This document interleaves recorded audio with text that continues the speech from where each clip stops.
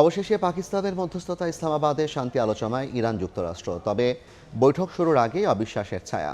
Tehran বলছে ওয়াশিংটনকে বিশ্বাস করার জায়গা নেই। ইরানের জব্দ সম্পদ ছাড়ের খবর ছড়িয়ে পড়ার পর হোয়াইট হাউস অস্বীকার করায় আবারও ছড়িয়েছে সন্দেহের ডালপালা। এমন পরিস্থিতিতে দুই দেশের প্রতিনিধিদের সঙ্গে আলাদা বৈঠক করেছেন পাকিস্তানের প্রধানমন্ত্রী। হাজার হাজার নিরাপত্তা বাহিনীর করা পাহারায় পাকিস্তানের রাজধানী। শনিবার সকাল থেকে নানা ধোঁয়াশার পর অবশেষে ইসলামাবাদে পৌঁছালেন মার্কিন ভাইস প্রেসিডেন্ট জেডি ভ্যান্স। তার অবতরণের আগে দেশটিতে মধ্যপ্রাচ্যের ট্রাম্পের বিশেষ দূত স্টিভ উইটকফ এবং জ্যারেড কুশনারও পৌঁছান।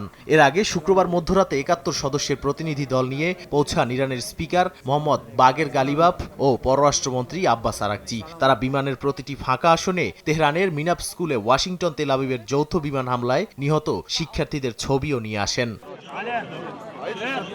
মার্কিন ভাইস প্রেসিডেন্ট ভ্যান্স পৌঁছানোর পরেই মূল আলোচনা শুরু হওয়ার কথা থাকলেও ইরান বলছে তাদের পূর্বশর্ত পূরণ না হলে সংলাপ শুরু হবে না। ইরানি পক্ষ স্পষ্ট করেছে আলোচনায় তারা সদিচ্ছা নিয়ে এলেও যুক্তরাষ্ট্রের প্রতি তাদের আস্থা নেই। গালিবাফ জানিয়েছেন অতীত অভিজ্ঞতায় ওয়াশিংটনের প্রতিশ্রুতি ভঙ্গই তাদের প্রধান উদ্বেগ। তেহরানের দাবি প্রকৃত চুক্তি হলে তবেই তারা পূর্ণ সহযোগিতা করবে, না হলে আলোচনা এগোনো কঠিন হবে।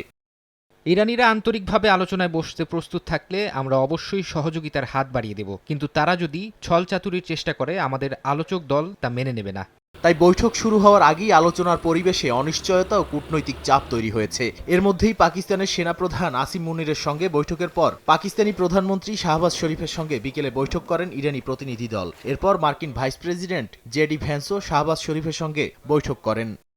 এদিকে কাতারে ইরানের জব্দকৃত সম্পদ ফেরত দিতে যুক্তরাষ্ট্র সম্মত হয়েছে বলে ইরানি সূত্রের বরাতে জানিয়েছে ব্রিটিশ বার্তা সংস্থা রয়টার্স। যদিও এমন দাবি অস্বীকার করেছে হোয়াইট হাউস। আলোচনার মধ্যেই উত্তপ্ত হয়ে উঠেছে লেবানন পরিস্থিতি। সশস্ত্র গোষ্ঠী হিজবুল্লাহ ইসরায়েলি অবস্থানে রকেট হামলার দাবি করেছে। ইসরায়েলি বাহিনীও লেবানন থেকে ড্রোন ও ক্ষেপণাস্ত্র হামলার কথা জানিয়েছে। এতে সীমান্ত এলাকায় নতুন করে সংঘর্ষ ছড়িয়ে পড়ছে। এই সংঘাত যুক্তরাষ্ট্র ইরান আলোচনায় লেবানন ইস্যুকে আরও চাপ হিসেবে সামনে নিয়ে এসেছে। এরই মধ্যে মঙ্গলবারে ওয়াশিংটনে লেবানন ইসরায়েলের যুদ্ধবিরতি নিয়ে বৈঠকে হিজবুল্লাহ উপস্থিত থাকলে আলোচনায় বসবে না বলে সাফ জানিয়েছে তেল আবিব। নাদিম মারজান, সময় সংবাদ।